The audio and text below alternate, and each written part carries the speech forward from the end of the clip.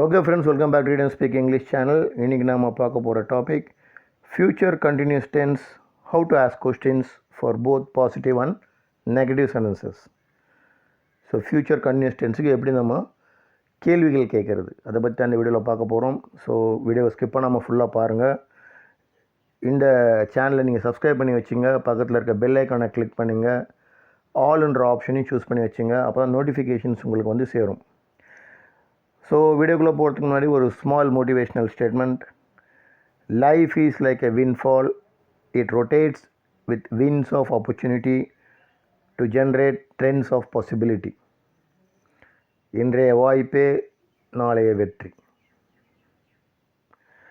Okay, so இன்றைக்கி நம்ம பார்க்க போகிறது ஃப்யூச்சர் கண்டினியூஸ் டென்ஸ். அதோட கொஸ்டின்ஸ் எப்படி கேட்குறதுன்னு பார்க்க போகிறோம். அஃப்கோர்ஸ் ஃப்யூச்சர் டென்ஸ் எதுக்குமே நீங்கள் வந்து சிங்குலர் ப்ளூரல் சப்ஜெக்ட்ஸ் பார்க்க வேண்டிய அவசியம் இல்லை. சப்ஜெக்ட் வந்து சிங்குலராக ப்ளூரலாக அப்படி பார்க்க வேண்டிய அவசியம் இல்லை. இருந்தாலும் நான் வந்து தனித்தனியாக கொடுத்துருக்கேன் ஃபார் ஈஸி அண்டர்ஸ்டாண்டிங். வர்பு வந்து பார்த்திங்கன்னா ரீட். இப்போ ரீடுக்கு வந்து 5 ஃபார்ம்ஸ் இருக்குது, நம்மளுக்கு தெரியும். Read, red, red, reads, reading. ஓகேங்களா? ஸோ பாசிட்டிவ் சென்டென்ஸ் எப்படி நம்ம ஃப்யூச்சர் கண்டினியூஸ் டென்ஸுக்கு சொல்கிறது? I will be reading a book. நான் ஒரு புத்தகத்தை படித்து கொண்டிருப்பேன், நாளைக்கு படித்து கொண்டிருப்பேன், அந்த மாதிரி சொல்லலாம். He will be reading a book. அவர் நாளைக்கு ஒரு புத்தகத்தை படித்து கொண்டிருப்பார். அதே போல் she will be reading a book, it will be reading a book, girl will be reading a book சொல்லிட்டு இந்த மாதிரியான சிங்குலர் சப்ஜெக்ட்ஸுக்கு நீங்கள் சொல்ல முடியும். நெகட்டிவ் சென்டென்ஸ், எதிர்மறையான வாக்கியங்கள் எப்படி சொல்லலாம்? I will not B reading a book tomorrow. நான் நாளைக்கு ஒரு புத்தகத்தை படித்து கொண்டிருக்க மாட்டேன். He will not be reading a book now. அவர் இப்போது ஒரு புத்தகத்தை படித்து கொண்டிருக்க மாட்டார், இல்லையா? நாளைக்கு நான் படிக்க மாட்டேன், அவர் இப்போ படிக்க மாட்டார் அப்படின்ற மாதிரிலாம் நம்ம சொல்ல முடியும். She will not be reading a book, it will not be reading a book, girl will not be reading a book. அதே போல் ஒரு சிம்பிள் கொஸ்டின் கேட்குறீங்க. எப்படி கேட்கலாம்? will I be reading a book? நான் புத்தகம் படிச்சுக்கிட்டு இருப்பேனா? will he be reading a book tomorrow? அவர் நாளைக்கு புத்தகம் படிச்சுக்கிட்டு இருக்க போகிறாரா? will she be reading a book? will it be reading a book? will the girl be reading a book? அப்படின்னு சொல்லிட்டு நம்ம பாசிட்டிவ் சென்டென்ஸுக்கு சிம்பிள் கொஸ்டின்ஸ் கேட்கலாம். அதே நெகட்டிவாக கேட்கணும்னு வச்சுங்க. will he not be reading a book? அவர் என்ன நாளைக்கு புஸ்தகம் படிக்க மாட்டாரா? will he not be reading a book? will she not be reading a book? will it not be reading a book? will the girl be not reading a book? அப்படின்னு சொல்லிடலாம். என்ன அந்த பெண்மணி நாளைக்கு புஸ்தகம் படிச்சுக்கிட்டு இருக்க மாட்டாரா அப்படின்னு சொல்லி நெகட்டிவாக நீங்கள் கேட்க முடியும். அஃப்கோர்ஸ் ஷார்ட் ஃபார்மில் கேட்கணும்னு சொன்னால் will not, அதோட ஷார்ட் ஃபார்ம் வந்து won't. So won't I be reading a book? won't he be reading a book? won't she be reading a book? won't it be reading a book? won't the girl be reading a book? அப்படின்னு நம்ம கேட்க முடியும் short ஃபார்மில். அதே போல் WH questions, specific questions, அதாவது why, when, where, how, which சொல்லிட்டு இந்த மாதிரி வேர்ட்ஸ் யூஸ் பண்ணி நீங்கள் ஸ்பெசிஃபிக்காக கொஸ்டின்ஸ் கேட்க முடியும். why will I be reading a book? நான் எதுக்கு புத்தகம் படிச்சுக்கிட்டு இருக்க போகிறேன்? why will he be reading a book? why will she be reading a book? why will it be reading a book? why will the girl be reading a book? அப்படின்னு சொல்லலாம்.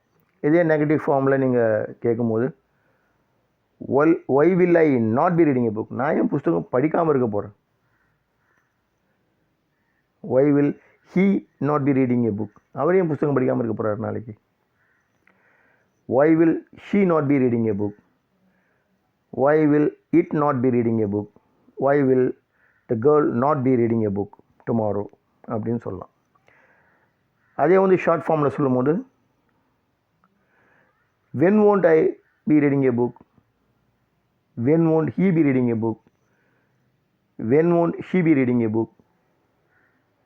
when won't it be reading a book? when won't the girl be reading a book? இதுவும் வந்துட்டு அவர் ஏன் நாளைக்கு புஸ்தகம் படிக்க மாட்டாரா, படிச்சுன்னு இருக்க மாட்டாரா? அவர் ஏன் நாளைக்கு புஸ்தகம் படிச்சுன்னு இருக்க மாட்டார் ஸோ அந்த மாற்றத்தில் கொஷின்ஸ் ஃபார்ம் பண்ண முடியும். ப்ளூரல் சப்ஜெக்ட் நான் ஏற்கனவே சொன்ன மாதிரி யூ, வி, தே, பாய்ஸ் இதெல்லாம் வந்து ப்ளூரல் சப்ஜெக்ட். இதுக்கும் அதே மாதிரியான ஃபார்மேஷன்ஸ் தான், முதல்ல பார்த்த ஃபார்மேஷன் தான். பாசிட்டிவ் சென்டென்ஸ்னால் you will be seeing a movie, நாளைக்கு நீங்கள் படம் பார்த்து கொண்டிருப்பீர்கள். We will be seeing a movie அப்படின்னு சொல்லலாம். They will be seeing a movie, the boys will be seeing a movie, அந்த மாதிரி சொல்ல முடியும்.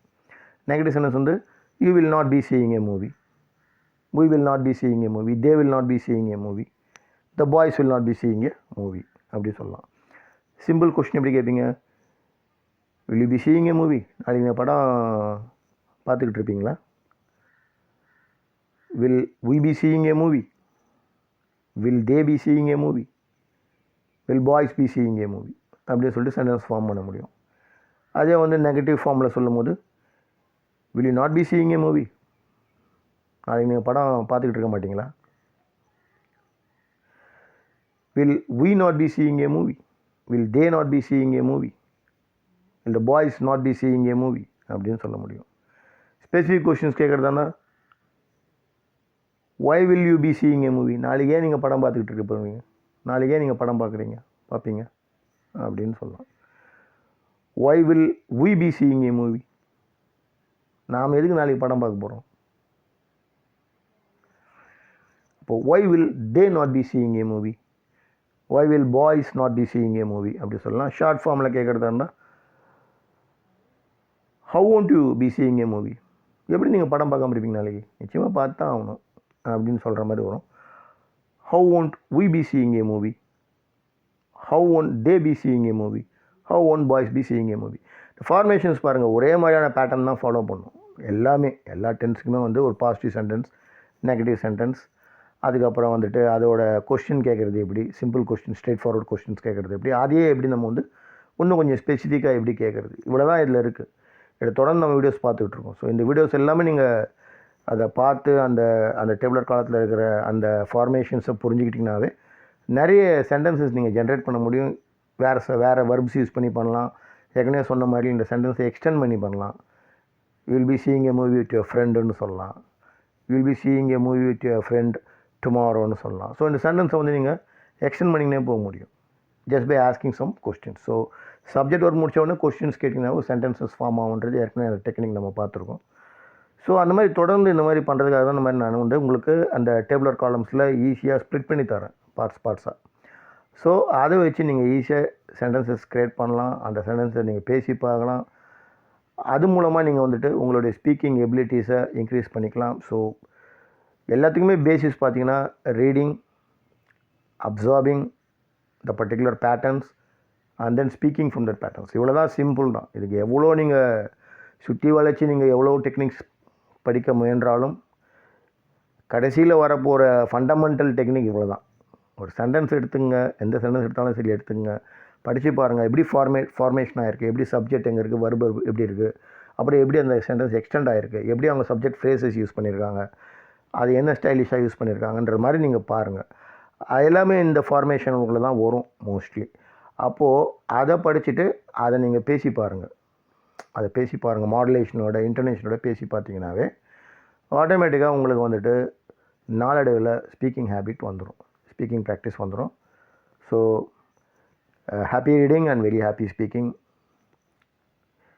Okay, so if you like this video, like, share, comment, subscribe, click the bell icon, choose the all options and support us, encourage us, motivate us. Till we meet again, take care, bye bye, thank you.